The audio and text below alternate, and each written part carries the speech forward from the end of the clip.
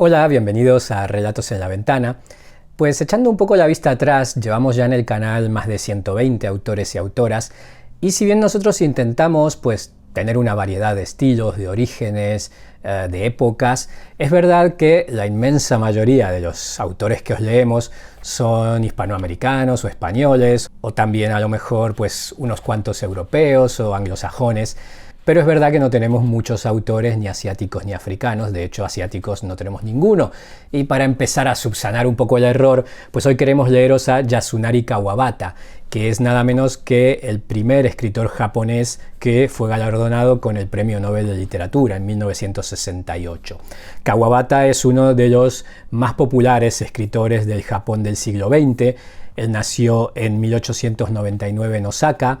Tuvo una infancia bastante trágica, ya que a los 4 años ya era huérfano, habían fallecido tanto su padre como su madre, se fue a vivir con unos abuelos, su hermana murió con 10 años, después también murieron sus abuelos, hasta que con 14 años pues se quedó solo totalmente, fue a vivir a una pensión cerca de donde estudiaba.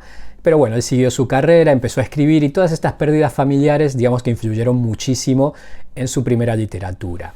Este libro que os traigo hoy, esta edición española, se titula La bailarina de Isu. La bailarina de Isu es su primera novela, una novela corta o relato extenso, que publicó en 1925, cuando contaba con 25 años. Después el volumen está completado con una serie de relatos breves que él escribió a lo largo de la década del 30 y que reflejaba la vida de ese Japón de entreguerras. Y como bien dijo la Academia Sueca cuando le otorgó el Premio Nobel de Literatura, él supo pues retratar con gran sensibilidad la mente japonesa. Esta serie de relatos se recopilaron a su muerte en 1972 con el título de Historias de la palma de la mano. Pues bien, una de esas Historias de la palma de la mano es la que os voy a leer hoy, que se titula Ramas de pino quemadas. Todavía era la primera semana del nuevo año, pero durante 2 días la temperatura en Atami estuvo alrededor de los 25 grados, como si fuera el principio del verano. El diario exhibió una fotografía de flores de ciruelos en un parque de Tokio con un titular que decía: «Florecen los ciruelos engañados». Aparentemente en Tokio también hacía calor. Yo por otra parte pesqué un catarro. Cuando salí después de 2 días cálidos me corrió un intenso frío por la espalda. El día 13 me fui a dormir bien entrada la tarde.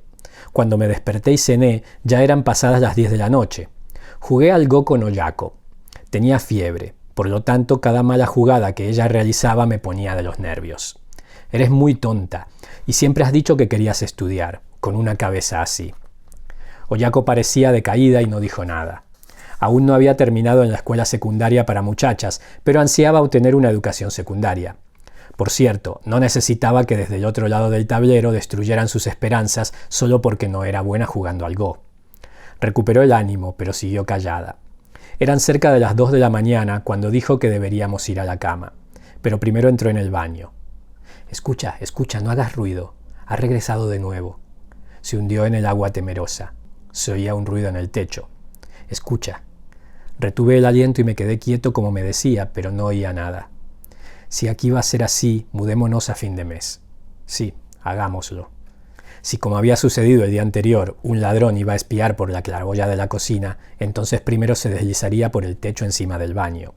Uno no puede vivir de esa manera. Nunca pensamos que el joven pícaro ladrón que había aparecido el día anterior sería tan descarado como para aparecer por segunda vez. Y era demasiada coincidencia que un ladrón diferente atacara la misma casa. Sin embargo, desde entonces, cuando caía la noche, Oyako sentía terror hasta de entrar en la cocina. Tarde por la noche, también yo oía crujidos en la madera, por aquí y por allá.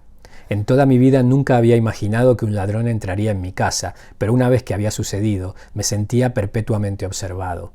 Cuando veas a un extraño, considéralo un ladrón. Oyako parecía haberse tomado muy a pecho ese viejo refrán. Cuando caminábamos por el pueblo, a menudo yo inspeccionaba el rostro de un muchacho al que por casualidad advertía y riéndome le preguntaba a Oyako: «¿Crees que es él?». Una noche tormentosa, 2 o 3 días antes, cuando estábamos en el cine, advertí que el muchacho sentado a mi lado tenía el mismo aspecto que el ladrón de la pasada noche. No era que mis ojos me engañaran, su perfil bajo la mortecina luz se parecía mucho al del ladrón. «Qué encuentro tan inesperado», pensé. No podía dejar de sonreír, percibiendo una jugarreta del destino. Cuando se encendieron las luces, vi que llevaba el uniforme de la escuela secundaria. Tenía unas manos encantadoras. No recordaba que el chico de aquella noche tuviera las manos tan bonitas. De todos modos, en vista de esos extraños incidentes, no podía reírme de los temores de Oyako. Después de subir para irme a la cama, Oyako dijo: «Quedémonos despiertos un poco más». Yo había dormido hasta las 10, no estaba cansado. Escucha ese ruido. ¿Hay alguien aquí, no crees? Era verdad, se oía un ruido en el techo. Si uno prestaba atención, realmente sonaba como si alguien estuviera caminando de puntillas sobre el techo. Cuando finalmente creí que Oyako estaba dormida, se despertó a causa de una pesadilla. «Alguien ha entrado y estaba de pie junto a mi almohada. Me sentía aturdida, no podía moverme», continuó ella. Un rato después, era yo quien sacudía a Oyako para despertarla. «¿Qué es ese ruido? Ese golpe? ¿Lo has oído, no?» «Si es de eso de lo que hablas, hace rato que lo oigo», dijo Oyako. «¿No hay alguien martillando la puerta enrejada junto a la entrada?» «Eso parece». Sonaba como si alguien estuviera dando golpes con un martillo sobre la madera. Me levanté, abrí la mirilla de los postigos y miré. No había signos de que alguien estuviera en el jardín. Podía ver a través de la puerta de cristal de la posada al otro lado del camino. 3 o 4 ratas correteaban sobre el suelo de madera. Aquello que habíamos creído que era el sonido de un martillo era el repiquetear de un tambor a lo lejos. «Es un tambor», regresé a la cama e intenté dormir, pero el repiqueteo del tambor sonó más alto, más cercano también, como si alguien lo estuviera tocando frenéticamente por las calles del pueblo. Es extraño, me pregunto si habrá un incendio en el bosque. Quizá. Pero si hubiera un incendio en el bosque, habría sonado la alarma. Me pregunto si será un ladrón. Quizá estén despertando al pueblo para poder atrapar al ladrón. Parecía haber más de 1 o 2 tambores. Podíamos oír los gritos de una muchedumbre entre el azaroso repiqueteo. Quizá es un incendio en el bosque, o un amotinamiento, o quizá Tokio se está incendiando, o hay bandidos que han venido para atacar a Tami. Incluso oímos el disparo de una pistola entre los gritos y los golpes de los tambores. Quizá un ladrón cercado por la gente del pueblo había disparado. «Creo que iré a ver de qué se trata», le dije. «No vayas. Me pregunto qué sucede. ¿No es algún tipo de evento, como un festival?» Pensándolo bien, los gritos sonaban como cánticos, como si estuvieran en una procesión llevando una imagen. Pero sería extraño que estuvieran dando vueltas y despertando a todo el pueblo aun si hubiera un festival, dije. «Probablemente hay un barco en apuros. ¿En una noche como esta, sin viento?» «Supongo que no». «Me pregunto si han brotado aguas termales». Me levanté de nuevo y espié. A la derecha se veían llamas y humo sobre una colina. «Hay una fogata. Entonces debe de ser un barco con problemas. Pero si fuera así, la fogata estaría más cerca de la orilla».